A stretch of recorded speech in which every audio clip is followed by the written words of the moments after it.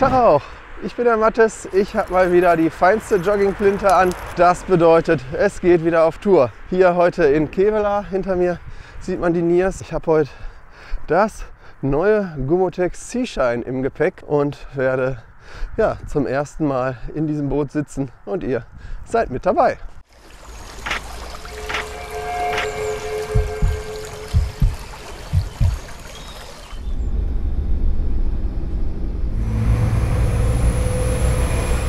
Der Fußmarsch ist sowohl in Kevelaer als auch in Geldern problemlos machbar und liegt jeweils unter einem Kilometer. Damit wäre der logistische Teil der Unternehmung schon mal abgeschlossen.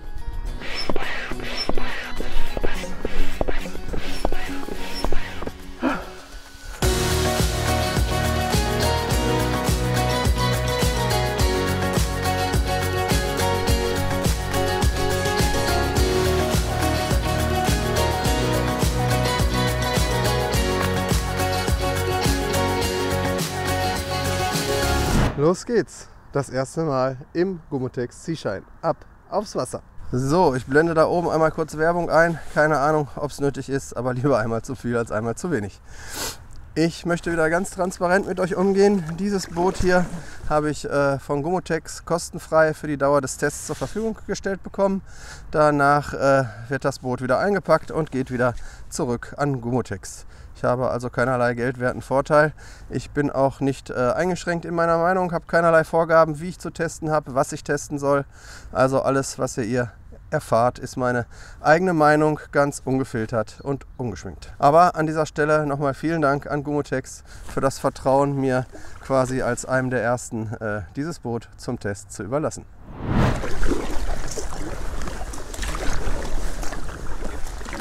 Gerade auf den ersten Metern ist mir schon das erste Unglück passiert. Als ich die Spritzdecke montieren wollte, ist hier dieser schwarze Pinöppel auf der einen Seite abgebrochen. Oh, das Verdeck ist gerade eben frisch fertig geworden. Da kann das mal passieren. Aber so wie ich Gummotex erlebt habe, werde ich das zurückmelden und dann wird das Ganze auch korrigiert. Ich meine, das ist eine Kleinigkeit.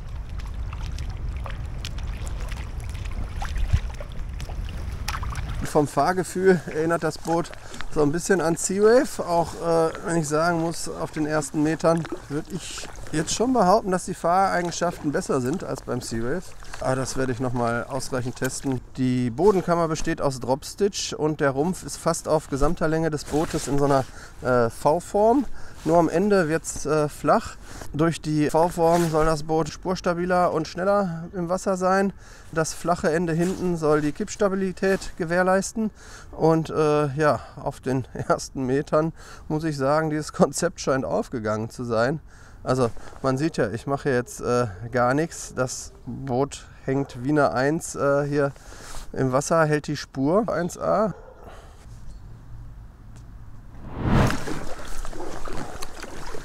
Wie schon erwähnt, nicht nur der Name Seashine liegt ziemlich nah an dem Namen Seawave. Auch von dem Gesamtgefühl fühlt sich das Boot ähnlich an. Und das Ganze schlägt sich dann auch in den technischen Daten wieder. Mit 4,70 Meter ist das Seashine 15 cm länger als das Seawave. Dafür ist es 1 cm schmaler und das Boot wiegt 18 Kilo, somit ein halbes Kilo mehr als das Seawave. Die maximale Zuladung ist bei beiden Booten mit 250 Kilo identisch.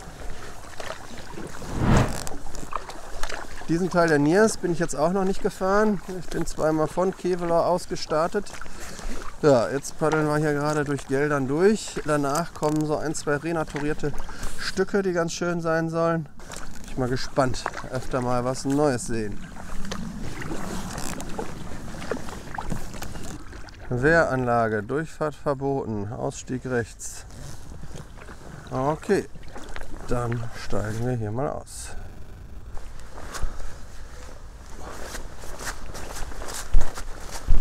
Hier auf dem Weg ist so viel feuchtes Laub und Wiese, da können wir auf den Bootswagen verzichten und schleifen das Ding eben die paar Meter darüber.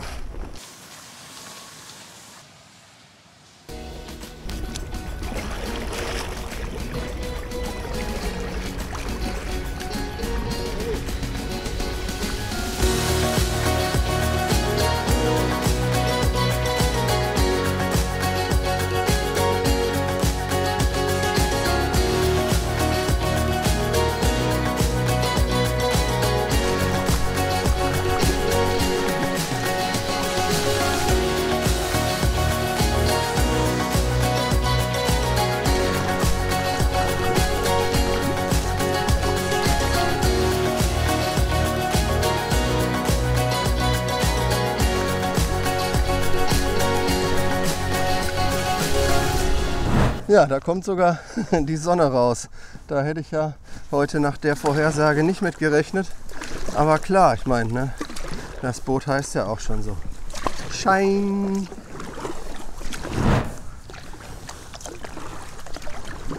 Seht es mir nach, wenn ich das Seashine in diesem Video jetzt nicht komplett detailliert vorstelle. Aber ich muss mir ja auch erstmal ein eigenes Bild von dem Boot machen. Ich meine, das ist meine allererste Fahrt tatsächlich mit diesem Boot. Ich weiß zum jetzigen Zeitpunkt weder, wie sich das Boot auf stehendem Gewässer verhält, noch wie es sich in bewegterem Gewässer verhält. All das möchte ich gerne noch ausprobieren, bevor ich da mir ein abschließendes Urteil erlaube.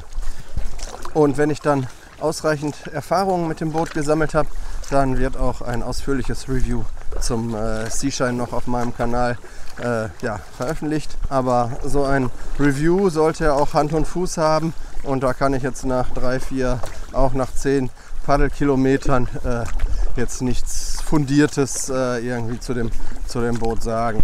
Aber es steht euch natürlich frei, hier unten zu klicken, auf Abonnieren zu drücken, dann noch die Glocke zu aktivieren und dann bekommt ihr eine Benachrichtigung, wenn das Review vom Seashine denn dann auf meinem Kanal online ist. Außerhalb der renaturierten Teilstücke fließt die Niers schon relativ schnurgerade durch die Landschaft, vergangenen Bausünden sei Dank, aber durch den Baumbestand und sich die doch abwechselnde Landschaft, muss ich sagen, ist das Ganze jetzt nicht langweilig, sondern ich würde es dann einfach mal als schönen Wiesenfluss bezeichnen. Ja, kaum sage ich es, scheint der nächste renaturierte Bereich hier zu beginnen. Ja, habe ich nichts gegen.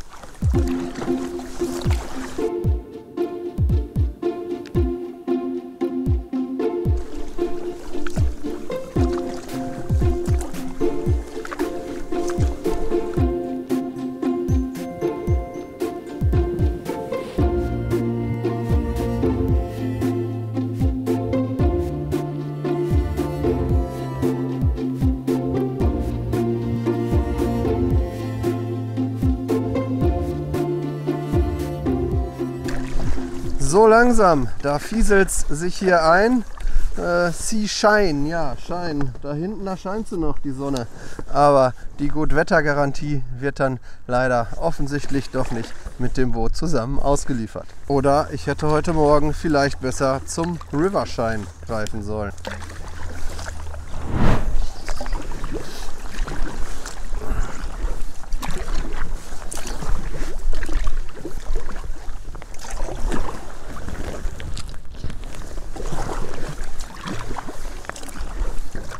Mittlerweile bin ich modisch ganz weit vorne hier mit der Cappy über der Mütze, aber ich habe die ganzen Fisselstropfen alle ins Auge bekommen.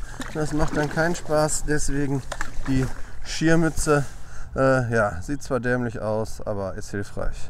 Und mal ganz ehrlich, wer eine Kopfkamera da oben auf der Rübe hat, der braucht sich über andere Sachen auch keine Gedanken mehr zu machen.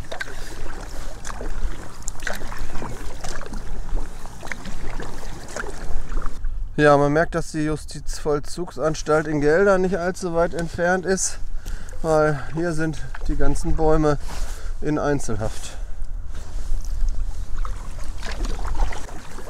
Nochmal ein paar Fakten zum Seashine. Ein weiterer Unterschied zum Seawave ist, dass es beim Seashine keine Konfiguration für 3 Personen gibt. Es gibt eine 1er-Konfiguration, in der ich gerade fahre, und dann gibt es noch eine 2er-Konfiguration. Aber seien wir mal ehrlich, mit 3 Leuten im Seawave, ja, sind wir schon gefahren, bei der Jungfernfahrt sogar zu 4. Aber das ist dann eine Geschichte, die macht man nicht länger als 1-2 Stunden und auch nur mit kleinen Kindern. Und ein Kind auf den Schoß nehmen, das kann man hier auch in der 2er-Konfiguration.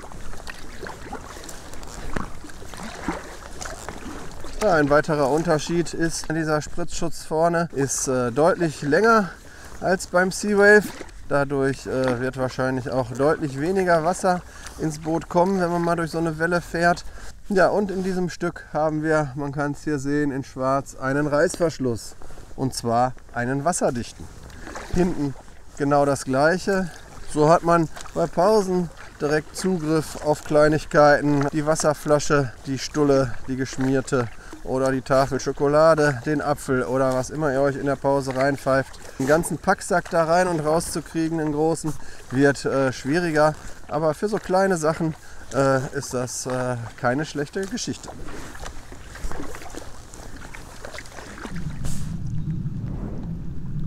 So, hier haben wir die Ausstiegsstelle Wetten erreicht. Auch wenn auf dem Schild Willkommen in Kevela stand, aber das ist noch nicht Kevela hier.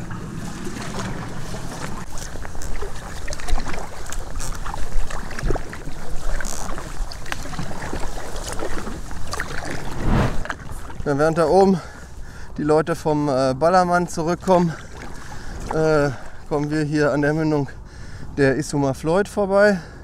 Da gibt es auch ein paar hundert Meter da rein, gibt es einen Campingplatz an der Floyd, aber da war irgendwas. Also entweder durfte man die Issuma Floyd nicht befahren oder aber der Campingplatz hat da keinen Zugang und dort gibt es keine Ausstiegsstelle. Ich glaube, das war's. Deswegen habe ich den Plan, hier mal mehr Tage oder zumindest mit einer Übernachtung mit den Kindern lang zu fahren, verworfen, weil von der Ausstiegsstelle in Kevela sind es zu Fuß 2,5 Kilometer. Ja, das macht mit Kindern dann nach einem Paddeltag keinen Spaß, wenn man dann noch mit Bootswagen 40 Minuten durch die Gegend latscht.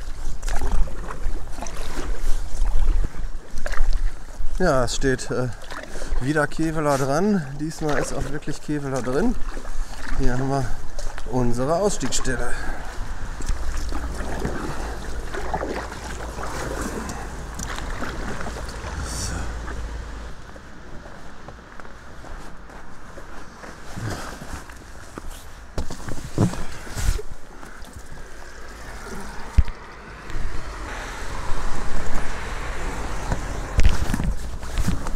Ja, das war es soweit von mir.